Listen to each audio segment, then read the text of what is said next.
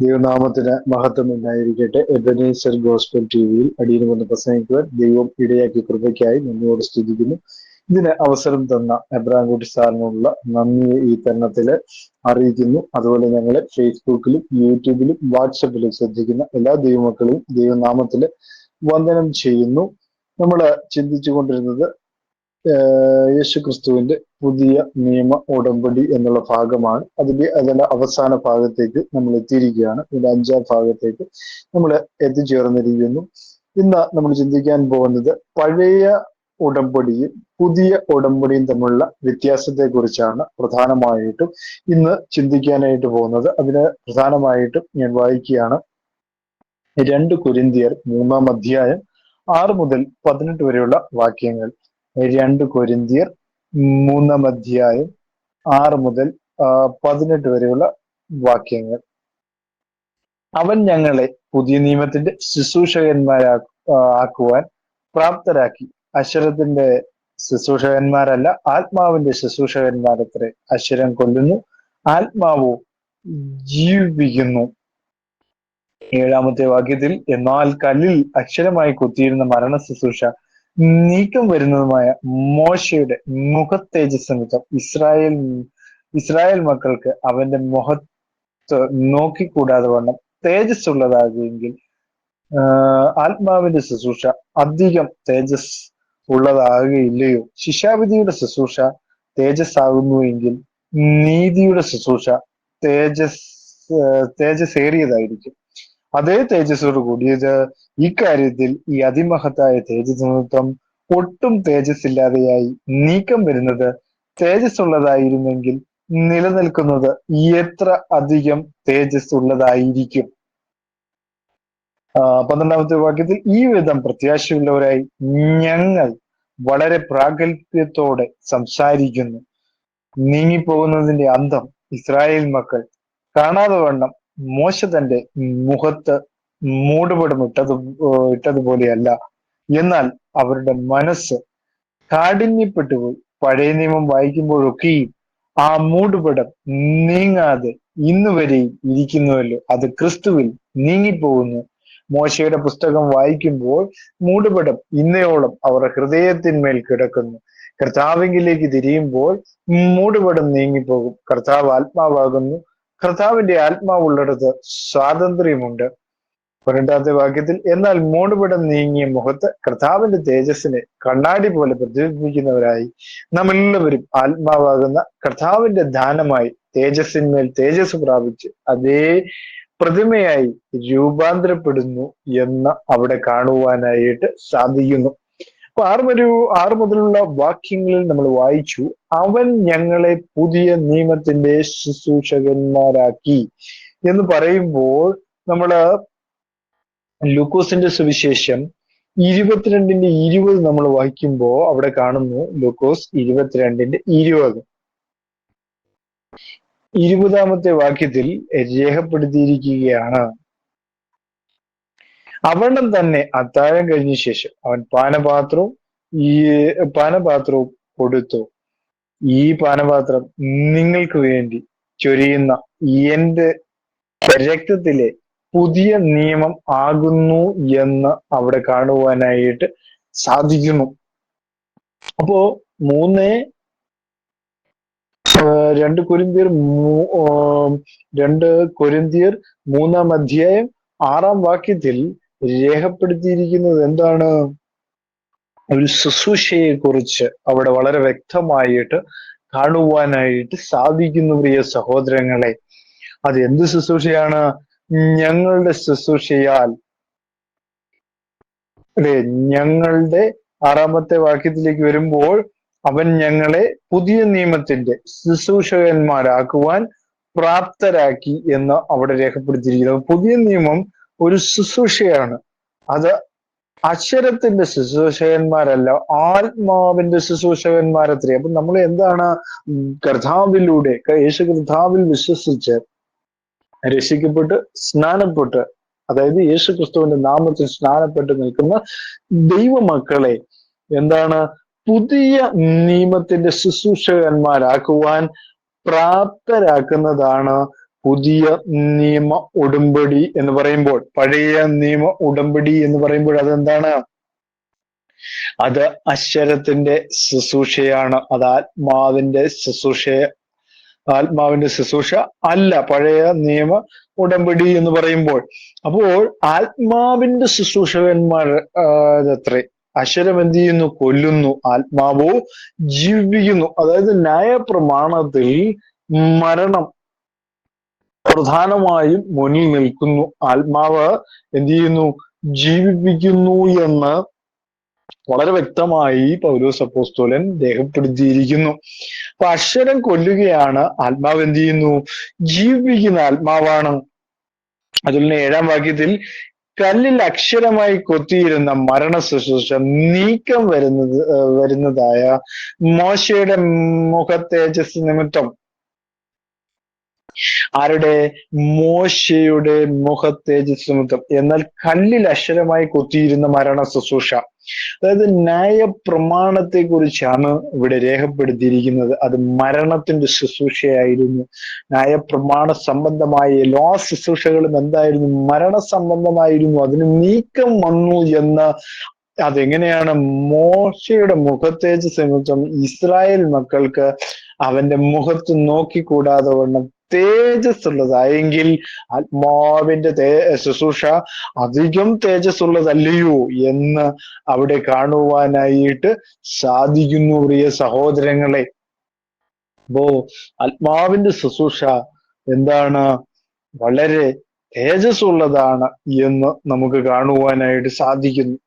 മോശയുടെ മുഖതേജസ്സിനെ കുറിച്ച് നമ്മൾ വായിക്കുമ്പോൾ പുറപ്പാട് പുസ്തകം 34-ാം അധ്യായം നമ്മൾ വായിക്കുമ്പോൾ അവിടെ കാണാൻ കഴിയുന്നു. പുറപ്പാട് പുസ്തകം 34-ാം അധ്യായം 29 മുതൽ 35 വരെയുള്ള വാക്യങ്ങൾ. അവൻ തന്നോട് അരുളി ചെയ്ത നിമിത്തം തന്റെ മുഖത്തിന്റെ ത്വക്ക് പ്രകാശിച്ചു എന്ന് മോശെ സാക്ഷ്യത്തിന്റെ പലക രണ്ടും കയ്യിൽ പിടിച്ചുകൊണ്ട് സീനായി പർവ്വതത്തിൽ നിന്ന് ഇറങ്ങുമ്പോൾ അറിഞ്ഞില്ല എന്നും. 30-ാമത്തെ വാക്യത്തിൽ അഹരോനും ഇസ്രായേൽ മക്കൾ എല്ലാവരും മോശയെ നോക്കിയപ്പോൾ അവന്റെ മുഖത്തിന്റെ ത്വക്ക് പ്രകാശിക്കുന്ന കണ്ടു. അതുകൊണ്ട് അവർ അവന്റെ അടുക്കൽ ചെല്ലുവാൻ ഭയപ്പെട്ടു. മോശെ അവരെ വിളിച്ചു. അപ്പോൾ അഹരോനും സഭയിലെ പ്രമാണികളും ഒക്കെയും അവന്റെ അടുക്കൽ വന്ന് മോശെ അവരോട് സംസാരിച്ചു. അതിന്റെ ശേഷം ഇസ്രായേൽ മക്കളൊക്കെയും അവന്റെ അടുക്കൽ ചെന്ന് സീനായി പർവ്വതത്തിൽ വെച്ച് യഹോവ തന്നോട് അരുളി ചെയ്തതൊക്കെയും അവൻ അവരോട് ആജ്ഞാപിച്ചു. മോശെ അവരോട് സംസാരിച്ചു കഴിഞ്ഞപ്പോൾ അവൻ തന്റെ മുഖത്ത് മൂടുപടമിട്ടു. 34-ാമത്തെ വാക്യത്തിൽ മോശെ യഹോവയോട് സംസാരിക്കേണ്ടതിന് അവന്റെ സന്നിധാനത്തിൽ കിടക്കുമ്പോൾ പുറത്ത് വരുവോളം മൂടുപടം നീക്കിയിരിക്കും. തന്നോട് കൽപ്പിച്ചവൻ പുറത്തു വന്നു ഇസ്രായേൽ മക്കളോട് പറയും. ഇസ്രായേൽ മക്കൾ മോശയുടെ മുഖത്തിന്റെ ത്വക്ക് പ്രകാശിക്കുന്നതായി കണ്ടതുകൊണ്ട് മോശെ അവനോട് സംസാരിക്കേണ്ടതിന് അകത്ത് കിടക്കുവോളം മൂടുപടം പിന്നെയും തന്റെ മുഖത്ത് ഇട്ടുകൊള്ളും എന്ന് അവിടെ കാണുവാനായിട്ട് സാധിക്കുന്നു എന്നുള്ളതാണ്.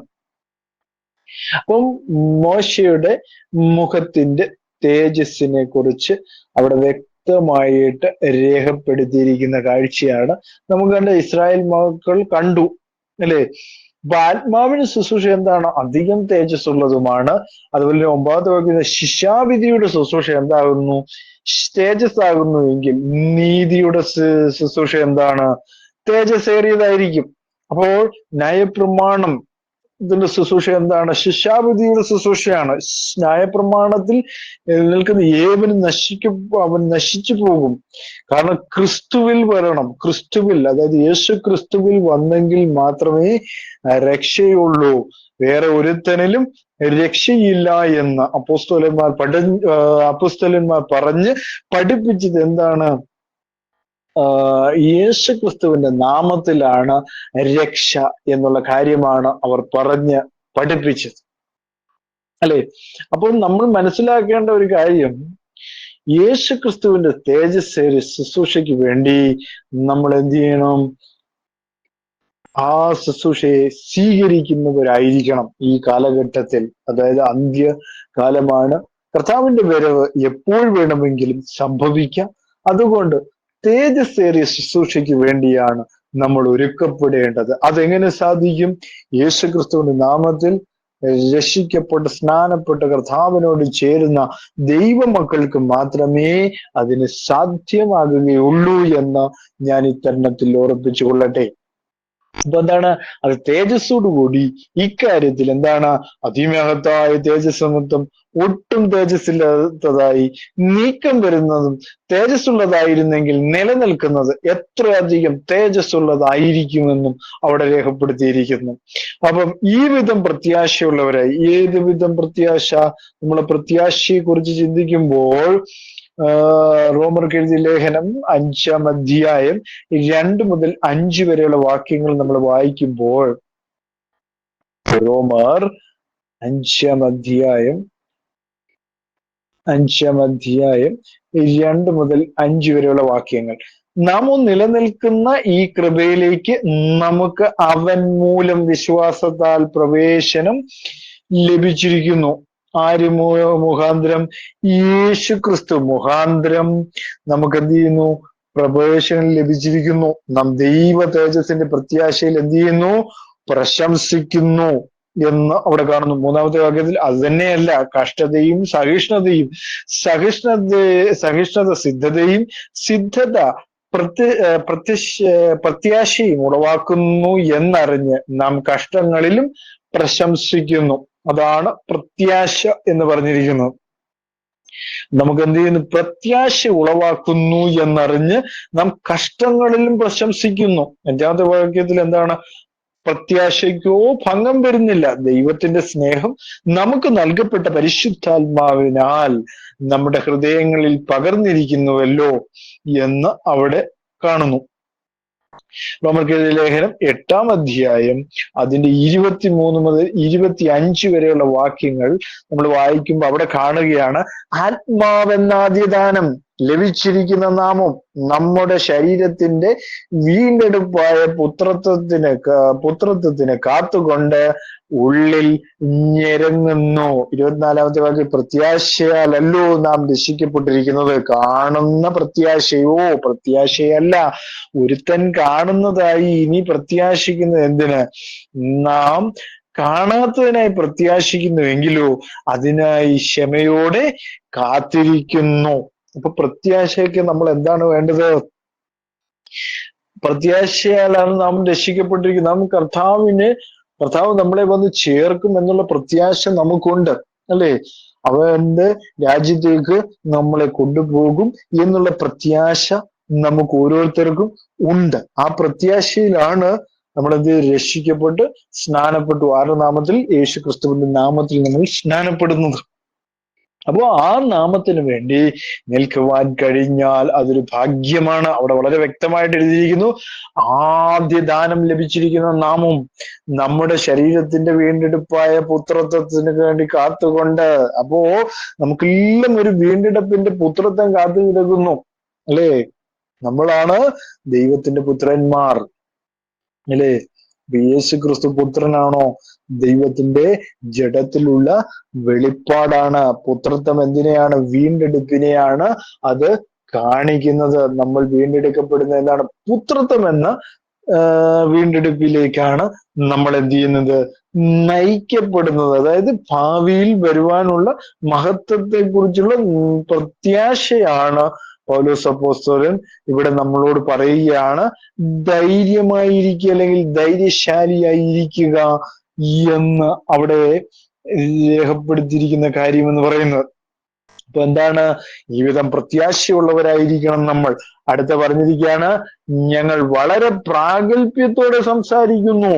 എന്താണ്? പ്രത്യാശയുള്ളത് കൊണ്ടാണ് പ്രാഗൽഭ്യത്തോടെ സംസാരിക്കുക. ഉറപ്പുണ്ട്. പൗലോസ് അപ്പോസ്തലനെ സംബന്ധിച്ചിടത്തോളം ഒരു ഉറപ്പുണ്ട് എന്നുള്ള കാര്യവും അവിടെ രേഖപ്പെടുത്തിയിരിക്കുന്നു. 13-ാമത്തെ വാക്യത്തിൽ എഴുതിയിരിക്കുകയാണ്,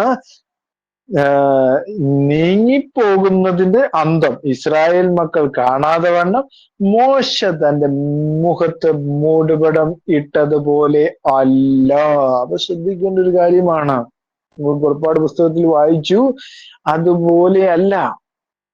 എങ്ങനെയാണോ 7-ാമത്തെ വാക്യത്തിൽ ഇത് കല്ലിൽ അക്ഷരമായി കൊത്തിയിരിക്കുന്ന മരണശിക്ഷ എന്താണ് നീക്കം വരുന്നതായ മോശയുടെ മുഖത്തേജസ് നിമിത്തം ഇസ്രായേൽ മക്കൾക്ക് അവന്റെ മുഖത്ത് നോക്കിക്കൂടാതെ വണ്ണം തേജസ് ഉള്ളതാണെങ്കിൽ ആത്മാവിന്റെ ശുശ്രൂഷ എത്രയാണ് അതിലേറെ തേജസ് ഉള്ളതെന്ന് അവിടെ കാണാൻ കഴിയുന്നു.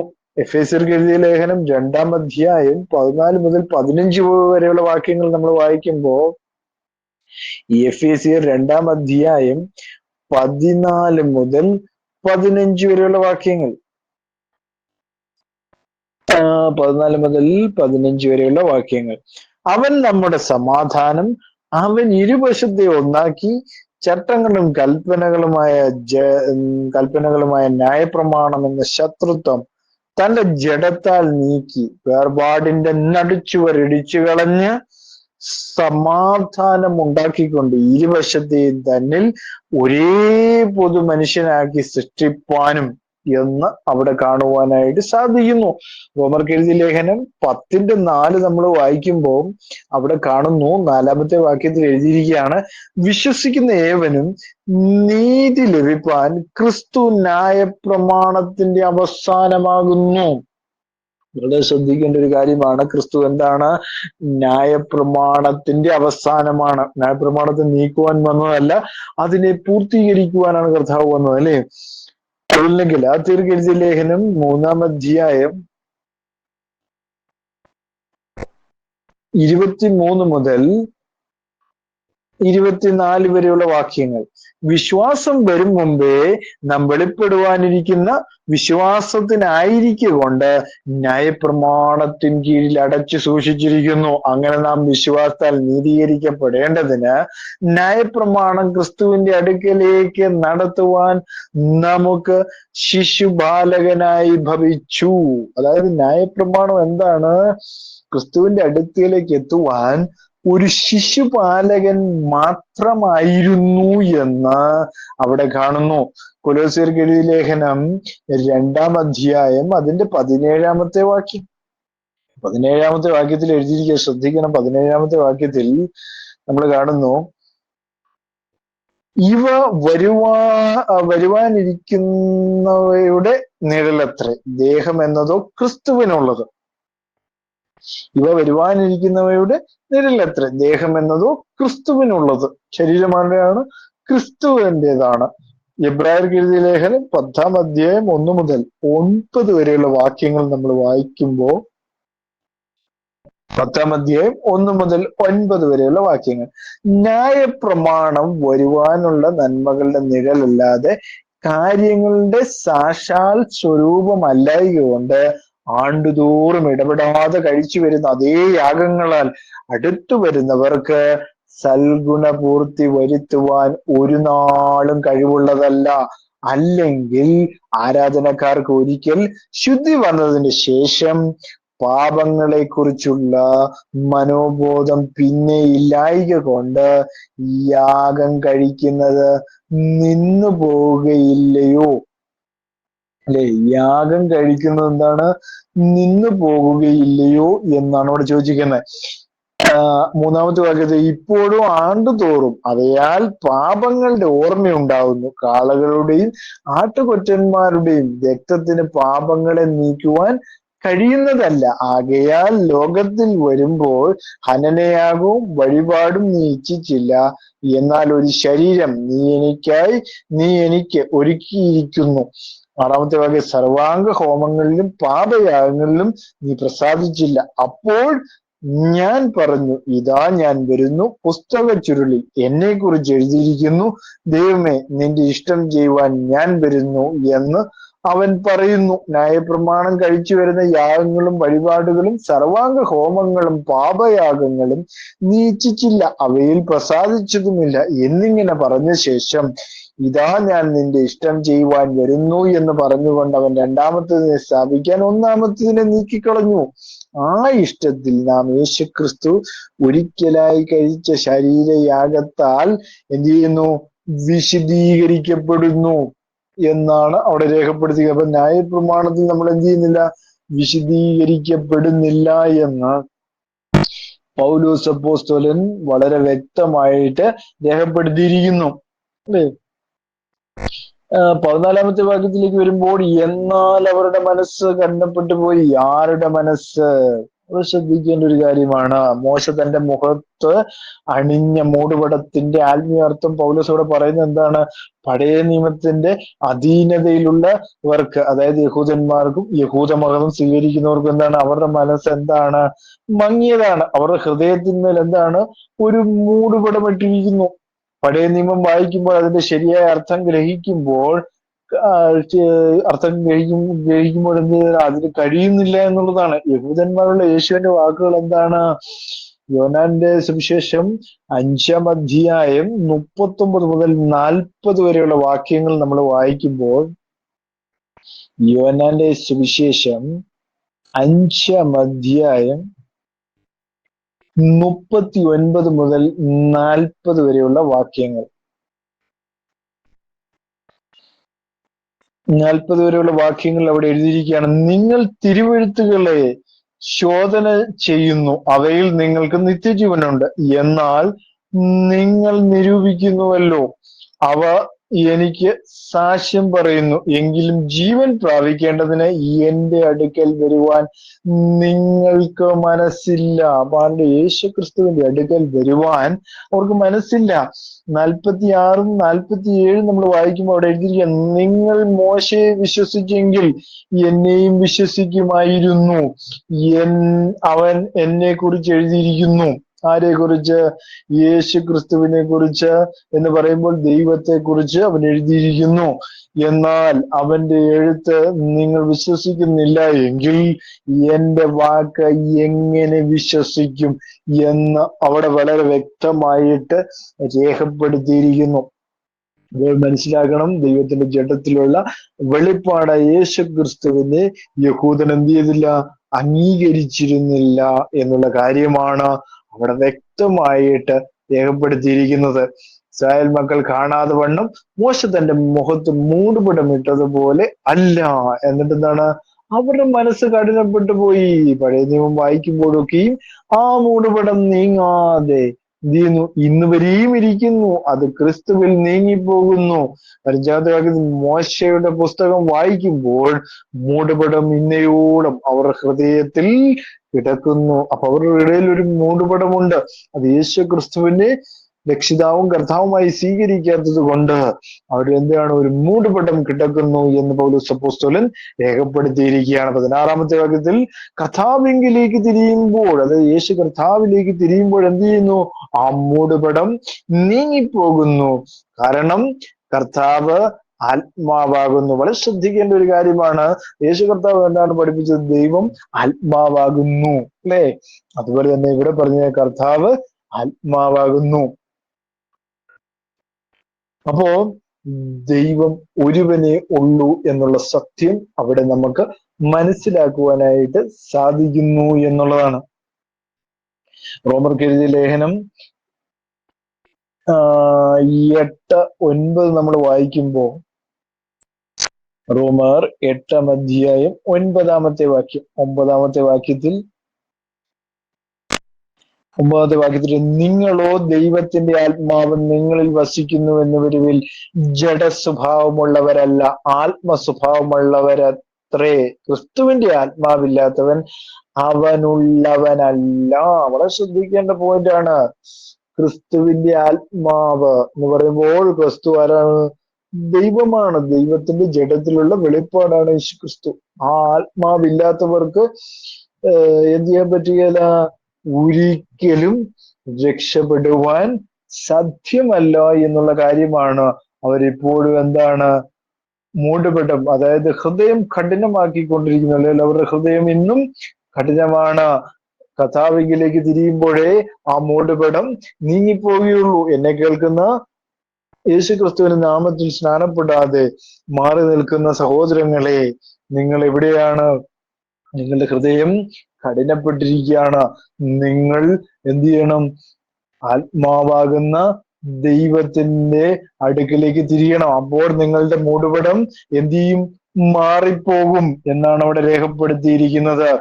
കർത്താവ് എന്താകുന്നു? ആത്മാവാകുന്നു. കർത്താവിന്റെ ആത്മാവുള്ളിടത്ത് സ്വാതന്ത്ര്യമുണ്ട്. നിങ്ങൾക്ക് സ്വാതന്ത്ര്യമില്ലാത്തതിന് കാരണം എന്താണ്? നിങ്ങൾ കർത്താവിന്റെ ആത്മാവിലേക്ക് വന്നിട്ടില്ല എന്നുള്ളതാണ്. അതായത് യേശു കർത്താവിനെ രക്ഷിതാവും കർത്താവുമായി സ്വീകരിച്ചിട്ടില്ല. അതുകൊണ്ടാണ് നിങ്ങൾ ഇപ്പോഴും എന്താണ്? അടിമ നുകത്തിൽ എന്ത് ചെയ്യുകയാണ്? കിടക്കുകയാണ് എന്നുള്ള സത്യമാണ് അവിടെ പൗലോസ് അപ്പോസ്തലൻ വിവരിക്കുന്നത്. എന്നാൽ വളരെ ശ്രദ്ധിക്കേണ്ട കാര്യമാണ്. എന്നാൽ 18-ാമത്തെ വാക്യത്തിൽ എന്നാൽ മൂടുപടം നീങ്ങിയ മുഖത്ത് കർത്താവിന്റെ തേജസ്സിനെ കണ്ണാടി പോലെ പ്രതിബിംബിക്കുന്ന നാം എല്ലാവരും ആത്മാവിന്റെ കർത്താവായ ദാനമായി തേജസ്സിന്മേൽ തേജസ് പ്രാപിച്ച് അതേ പ്രതിമയായി രൂപാന്തരപ്പെടുന്നു. വളരെ ശ്രദ്ധിക്കേണ്ട കാര്യമാണ്. എല്ലാ വിശ്വാസികളും എന്താണ്? ക്രിസ്തേശുവിൽ ദൈവം മഹത്വം ദർശിക്കുവാൻ സാധിക്കും. അപ്പൊ കർത്താവിനെ സ്വീകരിക്കുന്നതോടെ അവരെന്താണ്? ദൈവത്തിന്റെ മഹത്വം അവനിലേക്ക് കിടന്നു വരുന്നു എന്നുള്ളതാണ്. തേജസ്സിന്മേൽ തേജസ് പ്രാപിക്കുമെന്ന് പൗലോസ് അപ്പോസ്തലൻ രേഖപ്പെടുത്തി വെച്ചിരിക്കുന്നത് നമുക്ക് കാണുവാനായിട്ട് സാധിക്കുന്നു. അതേ പ്രതിമയായിട്ട് രൂപാന്തരപ്പെടുന്നു എന്ന് അവിടെ രേഖപ്പെടുത്തിയിരിക്കുന്നു. ഇനി ഗലാത്യർക്ക് എഴുതിയ ലേഖനം 4-ാം അധ്യായത്തിലേക്ക് നമ്മൾ പോകുമ്പോ 4-ാം അധ്യായം 24 മുതൽ 31 വരെയുള്ള വാക്യങ്ങൾ, 24 മുതൽ 31 വരെയുള്ള വാക്യങ്ങൾ.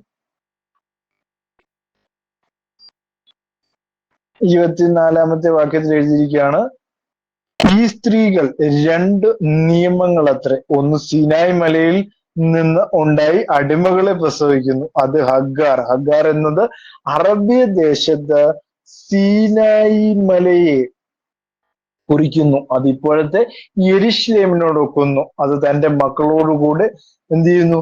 അടിമയിലല്ലോ ഇരിക്കുന്നത്. മീതെയുള്ള യെരുശലേമോ സ്വതന്ത്രയാകുന്നു. അവൾ തന്നെ നമ്മുടെ അമ്മ എന്ന് പൗലോസ് അപ്പോസ്തലൻ പറയുന്നു. പ്രസവിക്കാത്ത മച്ചിയെ ആനന്ദിക്കുക, നോവ് കിട്ടാത്തവളെ പൊട്ടിയാർക്കുക. ഈ ഏകാകിനിയുടെ മക്കൾ ഭർത്താവുള്ളവരുടെ മക്കളെക്കാൾ അധികമെന്ന് എഴുതിയിരിക്കുന്നുവല്ലോ. നാമോ സഹോദരന്മാരെ ഇസ്ഹാക്കിനെ പോലെ വാഗ്ദത്തത്തിനാൽ ജനിച്ച മക്കളാകുന്നു എന്ന് അവിടെ രേഖപ്പെടുത്തിയിരുന്നു. 29-ാമത്തെ വാക്യത്തിൽ എന്നാൽ അന്ന് ജഡപ്രകാരം ജനിച്ചവൻ ആത്മപ്രകാരം ജനിച്ചവനെ ഉപദ്രവിച്ചതുപോലെ ഇന്നും കാണുന്നു. തിരുവെഴുത്ത് എന്ത് പറയുന്നു? ദാസിയെയും മകനെയും പുറത്താക്കി കളയുക. ദാസിയുടെ മകൻ സ്വതന്ത്രയുടെ മകന്റെ കൂടെ അവകാശിയാകില്ല. അങ്ങനെ സഹോദരന്മാരെ, നാം ദാസിയുടെ മക്കളല്ല, സ്വതന്ത്രയുടെ മക്കളത്രേ എന്ന് അവിടെ രേഖപ്പെടുത്തിയിരിക്കുന്നു. ഇനി എബ്രായർ ലേഖനം 12-ാം അധ്യായം 18 മുതൽ 24 വരെയുള്ള വാക്യങ്ങൾ നമ്മൾ വായിക്കുമ്പോൾ അവിടെ കാണുന്നു. 18-ാം വാക്യത്തിൽ എഴുതിയിരിക്കുകയാണ്, സ്ഥൂലമായതും തീ കത്തുന്നതുമായ പർവ്വതത്തിന് മേഘതമസ്, കൂരിരുട്ട്, കൊടുങ്കാറ്റ്, കാഹളനാദം, വാക്കുകളുടെ ശബ്ദം എന്നിവയ്ക്കും അടുക്കൽ അല്ലല്ലോ നിങ്ങൾ വന്നിരിക്കുന്നത്. ആ ശബ്ദം കേട്ടവർ ഇനി ഒരു വചനവും തങ്ങളോട് പറയരുതെന്ന് അപേക്ഷിച്ചു. ഒരു മൃഗമെങ്കിലും പർവ്വതം തൊട്ടാൽ അതിനെ കല്ലെറിഞ്ഞു കൊല്ലണമെന്നുള്ള കൽപ്പന അവർക്ക് സഹിച്ചുകൂടാഞ്ഞു.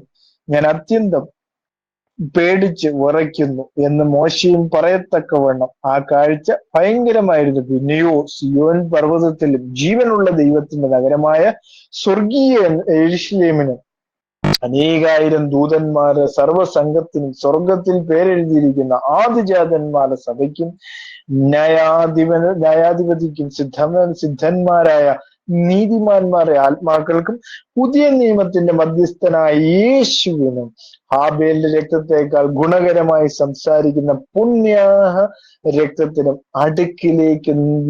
അടുക്കിലേക്ക് അത്രേ നിങ്ങൾ വന്നിരിക്കുന്നത്. അപ്പോൾ നമ്മൾ വളരെ ശ്രദ്ധിക്കേണ്ട ഒരു കാര്യമാണ് അവിടെ രേഖപ്പെടുത്തിയിരിക്കുന്നത്. എന്താണ്? 18-ാമത്തെ വാക്യത്തിൽ എഴുതിയിരിക്കുക, സ്ഥൂലമായതും തീ കത്തുന്നതുമായ പർവ്വതത്തിന് എന്ന് പറയുമ്പോൾ സീനായി മല. അതായത് ഈ വാക്യത്തിൽ എന്താണ്? സീനായി മലയിലെ കുറിച്ച് നമ്മൾ ചിന്തിക്കുമ്പോ പുറപ്പാട് പുസ്തകം 19-ാം അധ്യായം 16 മുതൽ 19 വരെയുള്ള വാക്യങ്ങൾ നമ്മൾ വായിക്കുമ്പോൾ അവിടെ കാണാൻ കഴിയുന്നു. പുറപ്പാട് പുസ്തകം 19-ാം അധ്യായം 16 മുതൽ 19 വരെയുള്ള വാക്യങ്ങൾ. 3-ാം ദിവസം നേരം വെളുത്തപ്പോൾ ഇടിമുഴക്കവും മിന്നലും പർവ്വതത്തിൽ കാർമേഘവും മഹാഗംഭീരമായ കാഹളധ്വനിയും ഉണ്ടായി. പാളയത്തിലുള്ള ജനമൊക്കെയും നടുങ്ങി. ദൈവത്തെ എതിരേൽപ്പാൻ മോശ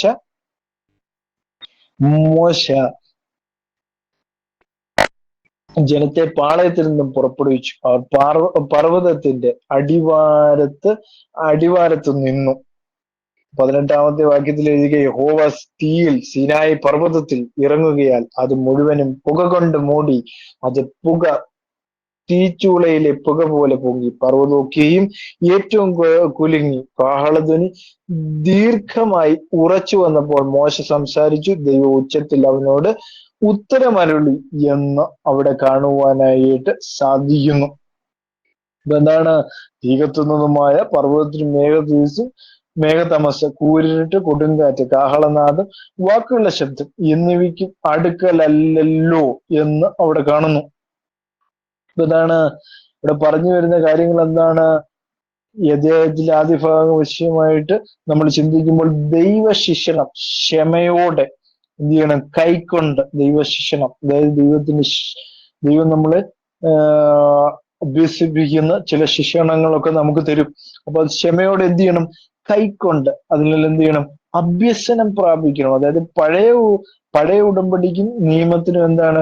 കീഴിലല്ലാത്തതിനാൽ വിശ്വാസികളുടെ സന്തോഷകരമായ പദവിയാണ് ഇത് കാണിക്കുന്നത്. അവിടെ കൃപയുടെ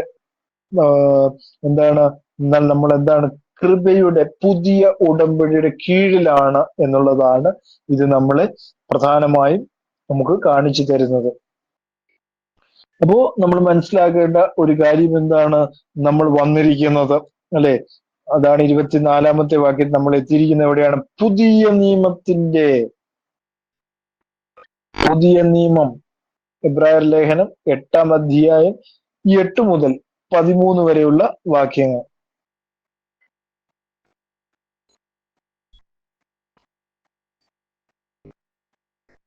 എബ്രായർ 8-ാം അധ്യായം 8 മുതൽ 13 വരെയുള്ള വാക്യങ്ങൾ. എന്നാൽ അവൻ അവരെ ആക്ഷേപിച്ചുകൊണ്ട് അരുളി ചെയ്തു, ഞാൻ ഇസ്രായേൽ ഗൃഹത്തോടും യഹൂദ ഗൃഹത്തോടും പുതിയ ഒരു നിയമം ചെയ്യുന്ന കാലം വരുമെന്ന് കർത്താവിന്റെ അരുളപ്പാട്. ഞാൻ അവരുടെ പിതാക്കന്മാരുടെ കൈക്ക് പിടിച്ച് മിസ്രയീം ദേശത്ത് നിന്ന് കൊണ്ടുവന്ന നാളിൽ ഞാൻ അവരോട് ചെയ്ത നിയമം പോലെയല്ല.